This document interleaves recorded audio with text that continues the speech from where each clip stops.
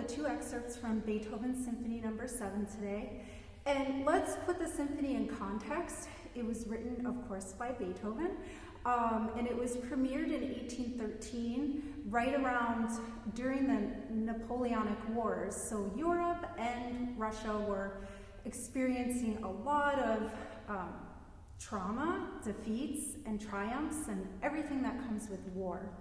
So the first excerpt that we're going to start with from movement 1, we're going to feel more of a triumphant affect to the whole excerpt, just very brilliant and vibrant and, triumphant. So let's go ahead and get started with this one. And before we start, we're going to ask ourselves, what are the adjudicators going to be listening for in this excerpt? So in other words, why did they choose this excerpt? What are the most challenging things about this excerpt? So we're going to look at the rhythm, the intonation, and articulation and dynamics during this help session. So let's start with rhythm, and we're going to notice right away that the meter is in 6/8. So 6/8 means that there's 6 eighth notes in a measure, or 2 dotted quarter notes per measure. When we're learning the excerpt, we want to start at a very slow tempo just to be really sure that we're being honest with the rhythm. And so what I really like to do is start with the metronome right away. And I am going to put the metronome at a really slow tempo. So it's going to be at 80 to an eighth note. So here's our eighth note. Remember, there's 6 of these in every measure, except of course for the first measure, which only has 3, because we're starting in the middle of the measure. So before you even try to play it, just make sure you can ta the rhythm. Ta, ta, ta, ta, ta, ta, ta, ta, so on and so forth. But let's take a look at the first measure with the metronome.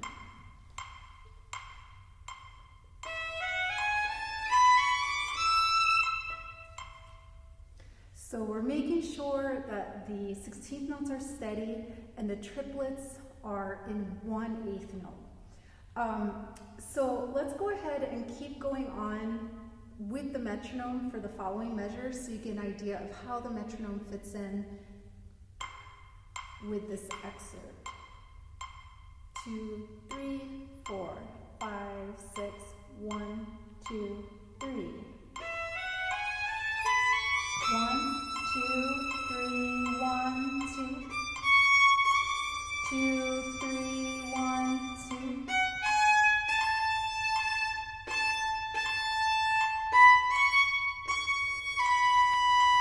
1, 2. 2, 3, 1, 2. 2, 3, 1, 2.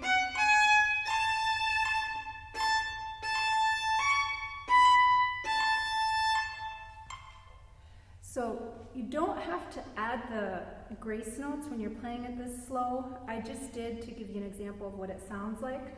But again, focusing on the rhythm from the start at a really slow tempo is super important. Something else that you could do to make sure you're being really honest about the rhythm with your playing is breaking up the rhythm into eighth notes. So starting in the second measure, ta, ta, ta.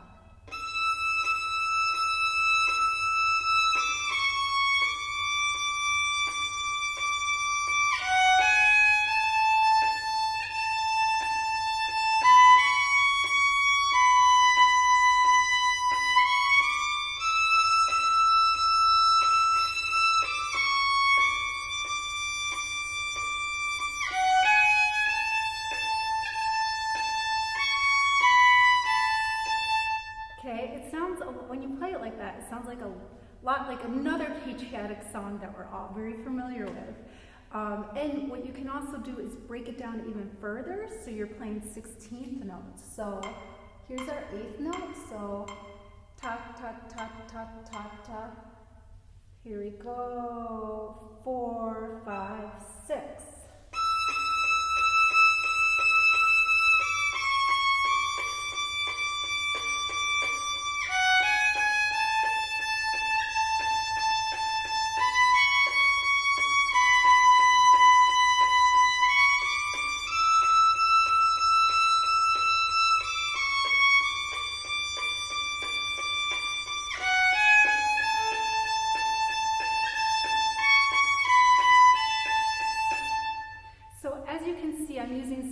bows, and I'm leaving out the grace note entirely for that exercise.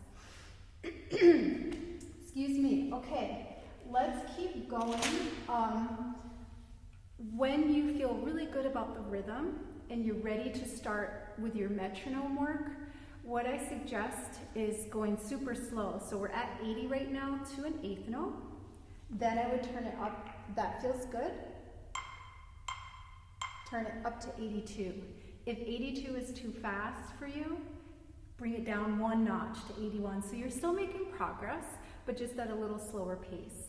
So remember, it's going to take a lot of patience and forgiveness with yourself when you're working with the metronome. Don't try to do it too fast. Just be patient, and you'll get it to the tempo you need to get it at. And like it says in the directions, if you're not able to get it all the way up to 80 to a dotted quarter note at a clean run, then don't worry about it, just bring it down, because the adjudicators would much rather hear something that sounds clean and really awesome at a slower tempo than kind of scratchy and too fast at a quicker tempo that's not quite, you don't feel quite comfortable with. And so because you're going to be working this up in eighth note increments, so we're subdividing, by the time you get to say 210 to the eighth note, you're going to want to put it at 70 to the dotted quarter note. So we're feeling the whole excerpt in a 2 rather than in 6 individual beats. And you can start that even earlier if you want, feeling it in the bigger beat, maybe at 180 or something like that. So at the end of this, I'll play a few different tempos with feeling it in the eighth note and then also feeling it in the dotted quarter note. So next, let's address intonation. We are super lucky, everyone, because this is in the key of A major, and we love A major. I mean, it's one of the first keys we play.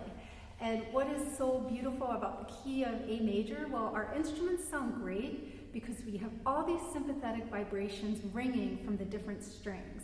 So we have D string ringing all the time, A string ringing, and E string. Sometimes we even have G naturals, so then our G string also gets to ring. So what I suggest to you is for all the G, D, A, and E naturals that you have throughout this excerpt, make sure you test it with the open string. So for example, starting right at the beginning, you have your E. Check it with open E and make sure when you play the fingered E that you hear a ring. So when you play a fingered note in tune that is the same letter name as an open string, you're going to get sympathetic vibrations because the open string is, vibrating in sympathy with the fingered note. But if you don't play it in tune, you're not going to hear that ring. And that's because the open string is throwing you shade. It's not giving you sympathy, it's throwing you shade because you're not playing exactly in tune, so it's not going to sound good. That just sounds very muddy, so we want, listen for that ring. So throughout this excerpt, slow practice.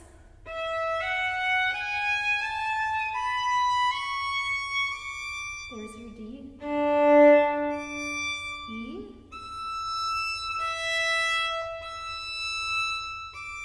D, D again, A.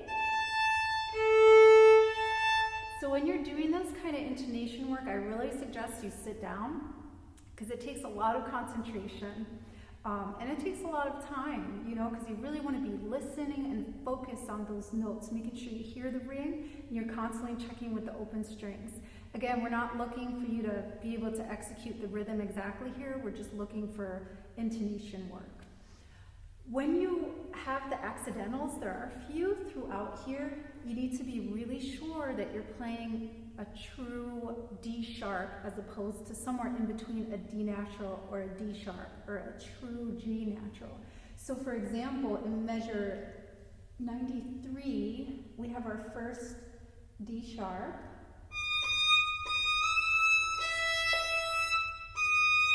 And we're coming from a D natural. And then D sharp. So make sure that you're traveling the distance to get to the D sharp, because you don't want something in between that sounds muddy. They're very different notes, and if you play something in between, the chordal language of the chord that goes along with the rest of the orchestra will be muddy and won't make any sense. So the same thing happens later, right around C. And then let's look at measure 111.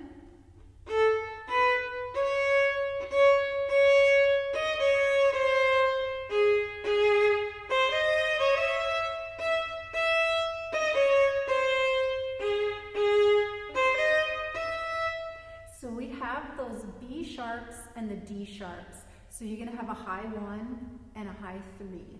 And that will feel very different. In first position, when you shift up a half step, that's the biggest half step shift on the fingerboard. So you're gonna wanna make sure you're shifting up high enough for the B sharp and high enough for the D sharp. Okay? And again, for intonation, because the D sharp is right next to the E, you can check the E. So D sharp and E are touching right there. Good. One other thing, going back to the very first measure in this excerpt, when we think about intonation, some half steps have been written in. They look like a little upside down caret mark, and those are super helpful. So make sure in the opening measure, you're doing the correct half step. So it's different on the A string than it is on the E string. So on the A string, we have this, and then on the E string, we have this. So Star Trek on the second part of that measure. This first, and then this. So your third finger is responsible, let's see,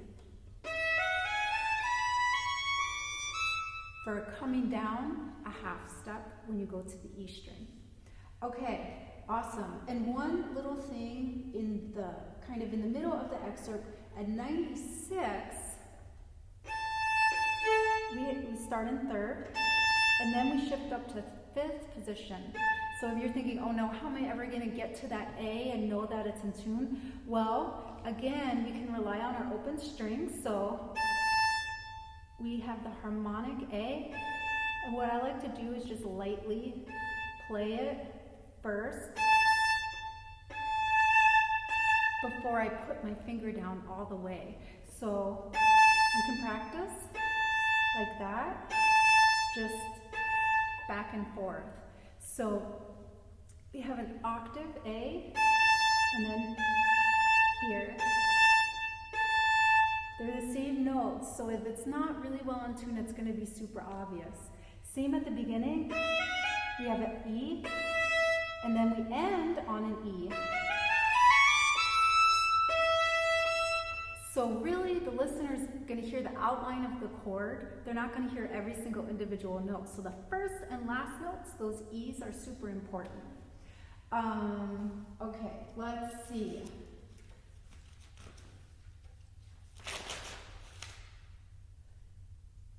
Alrighty, so finally for this excerpt, let's talk about the articulation, bow distribution, and dynamics. So depending on how fast you choose to play this, again, there is a range. The articulation and the nuances of the articulation is going to change depending on what speed you play it. But the overall theme of what I'm going to talk about will essentially remain the same, no matter what tempo you play. So let's first of all look at the measures that have no dots in them. We only have 3 measures that have no dots. So that would be the very first measure you play. Measure 96, where we have the A's that we talked about. Okay, and then the very last measure, where you have 1 note. Every other measure in this excerpt has a dot, and so we really need to be conscientious about the dots.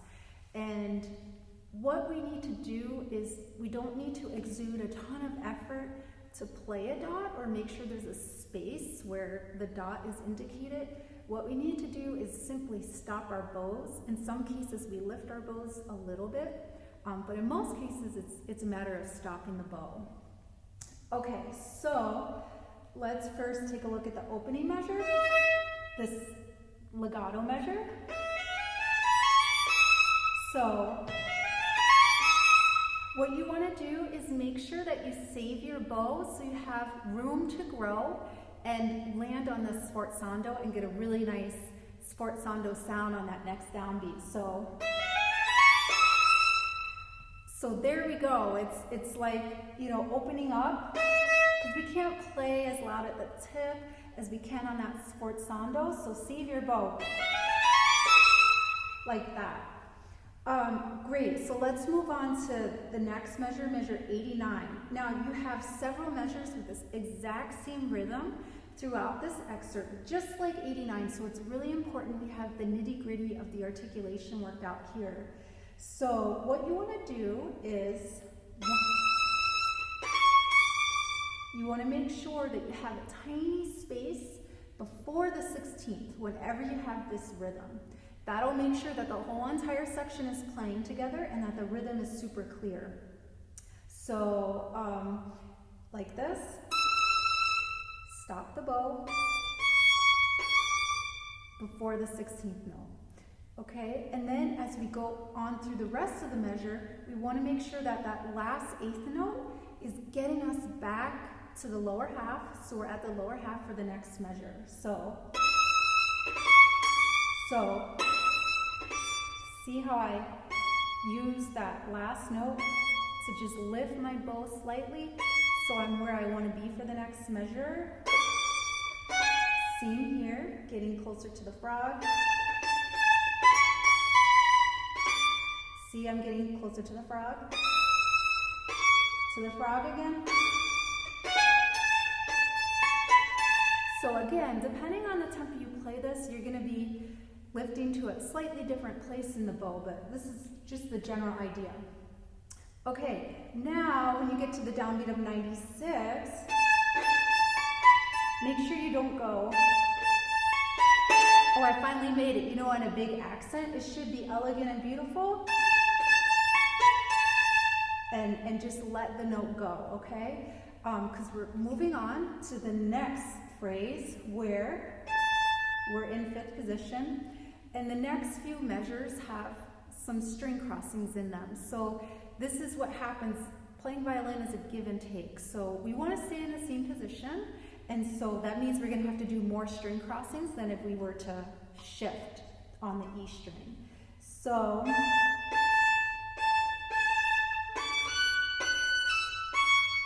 and here's where we have a lot of string crossings. So make sure that you move your left hand before your right hand and that your left hand is ready to go. So something that will help with that in measure, let's see, 99, where we have all those string crossings, is, again, move your left hand before the right hand, and once you have your 3rd finger down, just leave it down. And then once you have your 2nd finger down, just leave it down. And then you can lift it up when you're done with the 3rd finger. Okay, great. Now, moving on, we have a new phrase that starts piano. So you want to remember, in this excerpt, all we have is fortissimo and piano crescendoing to forte. So it's super important that you recognize this and that you really exaggerate these dynamics. So when you get to the piano, you're going to want to be super light.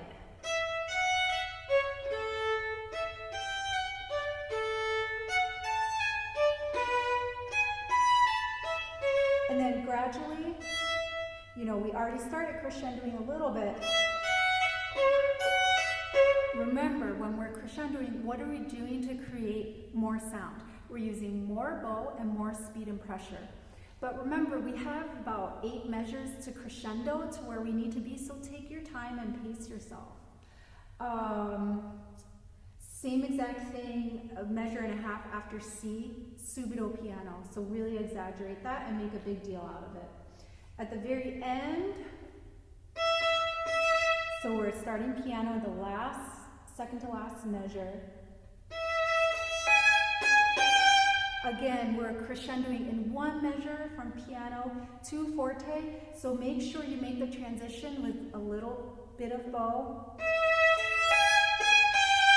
to a lot of bow. And the last note, it's forte, but it's not accented, so we don't want to land on it super hard. It should be like a really full, beautiful last note with vibrato. So what I'm going to do right now, so you have different tempi to practice with as you're kind of working up this excerpt, is I'm going to play it at 4 different tempi for you, starting with 80 at the 8th note. So feel free to join me.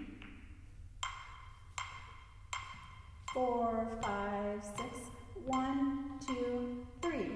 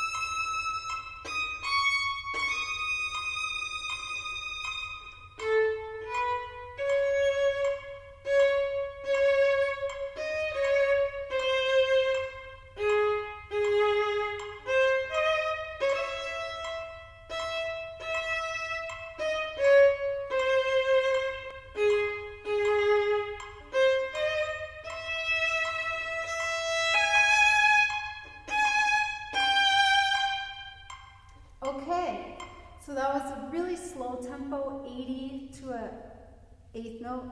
Again, if you need to start even slower, go for it. So let's jump up to 150 to the 8th note.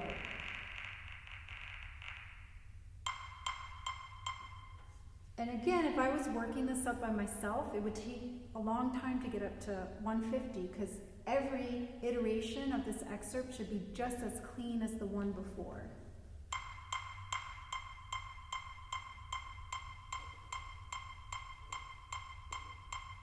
One, 2, 3, 4, 5, 6, 1, 2, 3.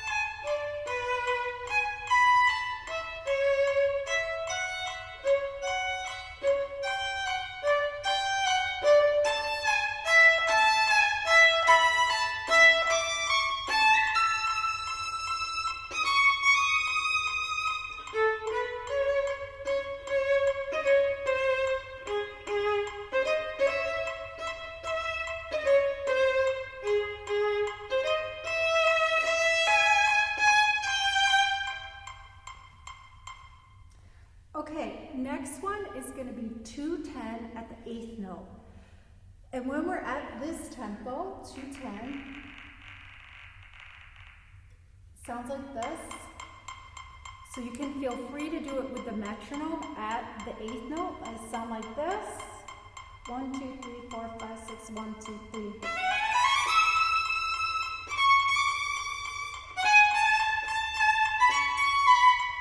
So on and so forth. But when I get to, 180, 200, 210, I like to go back to the dotted quarter note because I feel really confident about the subdivisions with the 8th notes. So 210 divided by 3 to bring us back to our dotted quarter note is 70. So now we're only 7 clicks below the suggested tempo. 1, 2, 3, 4, 5, 6. 1, 2, 3, 4, 5, 6.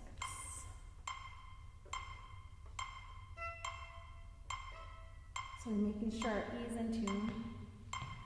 1, 2, 3, 4, 5, 6. 1, 2, 3.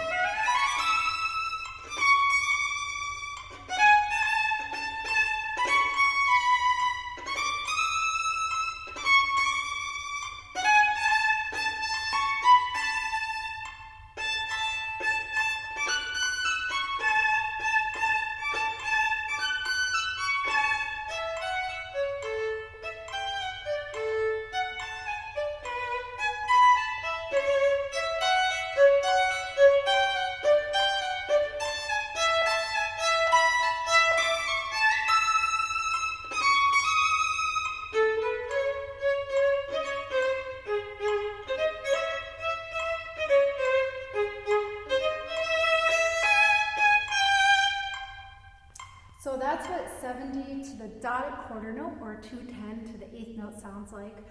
And finally, let's end with 80 to the dotted quarter note. And this, I'll play without the metronome. So, ta, ta, ta, ta. 1, 2, 1.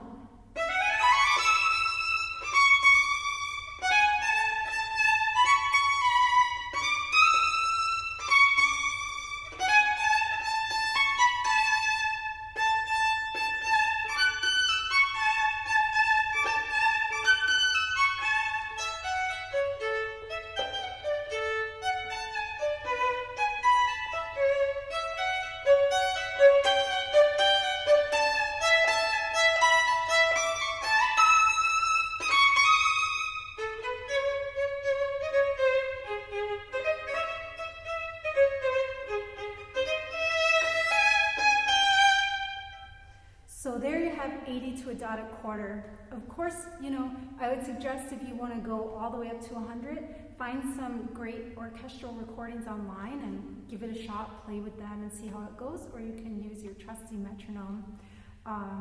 And so with that, I'd like to move on to the next excerpt.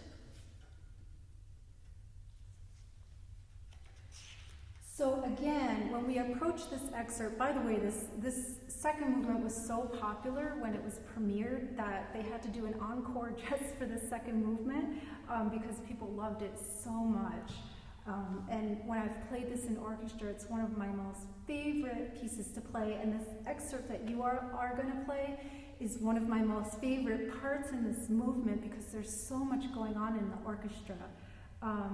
So when we play this movement, we're going to hear exactly what we're playing already played by a bunch of different instruments. And so it's important that as string players, we're able to kind of emulate the sounds and play together with the sounds that are coming from the brass and the woodwinds, and we're all working together to create this gorgeous sound. So really, when I think about other instruments and blending with them, I'm almost approaching this excerpt as a horn player with this broad, beautiful, far-reaching sound that's kind of never-ending. Because what we really want to maintain in this excerpt is this sense of continuity and continuation with beautiful legato bow throughout. So again, just like the other excerpt, we're going to be really focused on the rhythm, intonation, and the articulation. So like you're given in the directions, the grace notes are played on the beat and slower. And what you can do with this excerpt is the same thing you did with the other excerpt in terms of subdivisions and breaking down the rhythms. So for this one, what is a really great one to do is 16th note subdivision. So instead of playing the rhythm as printed, you're going to subdivide everything so it's 16th notes. So if we think, let's do a tempo right at 75. So here's your quarter note, ta, ta, ta, ta, ta, ta, ta, ta, ta, ta, ta, ta, ta, ta, ta, ta, ta, ta, ta. So let's try that right at the opening. 3, 4.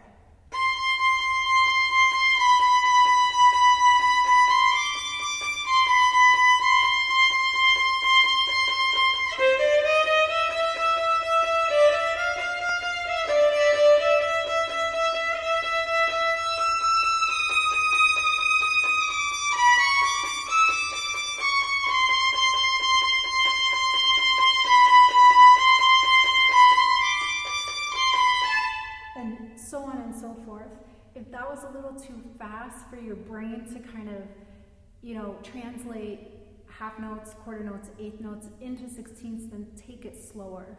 But it's a really great subdivision exercise for you to be able to do to make sure you're being honest with yourself in terms of the rhythm. I think it's really easy to give ourselves a lot of excuses when we're doing rhythm. But if we're really persistent about it and playing with the metronome, so many other things fall into place and make the rest of the music even easier. Okay, and I would also suggest for this in terms of metronome work, if we do a performance tempo of 75, start off at 60 and make sure that the rhythm again is correct. So.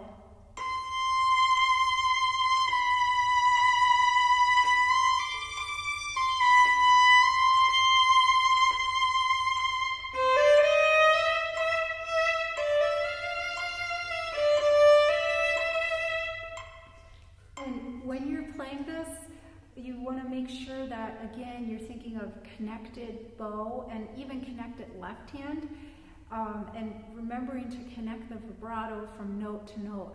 And I have to be really intentional about it. I didn't do such a great job then, but remembering that from one note to the next, the vibrato is carrying over and there's this little dovetail between the two notes that happens. So let's talk a little bit about intonation next. So again, we're in a really, generous key with a lot of notes where you can check it with E, A, and D. I don't think there are any G's in this excerpt actually. And so we want to be checking with our open strings. So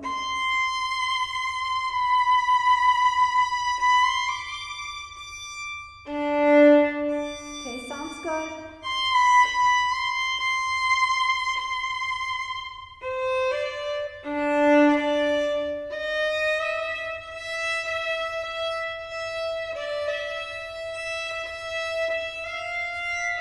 Opening, D, opening again. So again, when you're doing this kind of work, it's not necessarily like you have to make sure that the rhythm is exact or the bow slurring and bowings are exactly right. We're really focused on intonation, so that kind of work, again, usually requires that you sit down to make sure everything's lining up and just concentrate on that intonation. Also, like I mentioned in the other excerpt, make sure that there's a real difference between your D sharps and D naturals and C sharps and C naturals. So we see this at the end of the first line, beginning of second line, and again a little bit later on in the excerpt. So here's your D sharp, and then going down to D with the same finger. Make sure it's a true D because we're hearing modulations and key changes, chordal changes happening, and if it's not exactly a D, it's not going to work with the rest of the orchestra. So be really intentional about your intonation practice. Finally, we talked a little bit about this already with the articulation and bow distribution. And we want to remember that this excerpt is fortissimo the whole entire time, all the way until the downbeat of 91. Even though diminuendo is written right there, it still starts fortissimo. So the bow distribution is going to be essential to make sure you have enough bow for these long, beautiful lines and that you're not running out of bow. So for example, we have the beginning, let's look at 79. You're going to want to be in the upper half here because we have a big long slur in the next measure. And then here you're in the lower half and you want to remain there for the next measure. See, now we're already in the lower half for this big slur. Whole bow.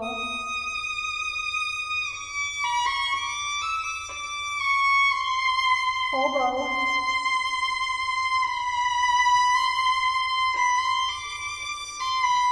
Now, this eighth note, which is dotted, you're going to take that as a gift and use that dot, so that space, to travel to the lower half where we need to be for these. Because eventually we want to end up in near the frog for this next measure, which again starts fortissimo. And then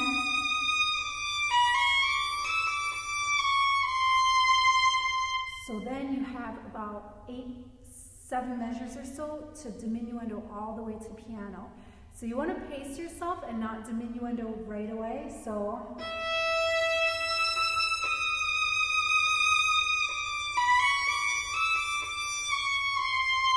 make sure you're in the upper half for this long slur.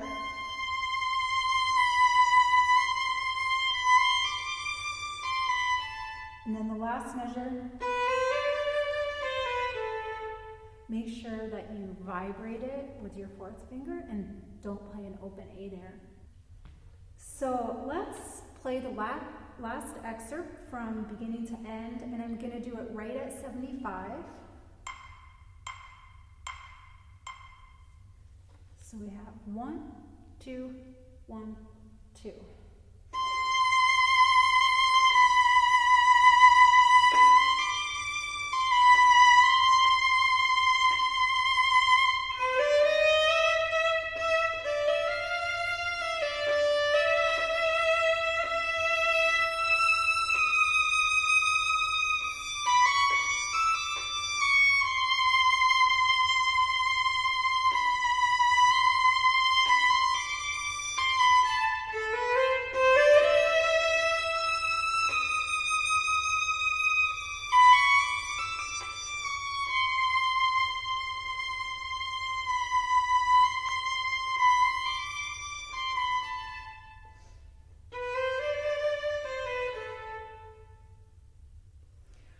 Okay everyone, so I have more tips and tricks in the notes section that you'll find online. So I really hope that this was helpful. I know you all are going to have fantastic auditions, and thank you so much for watching today. Bye!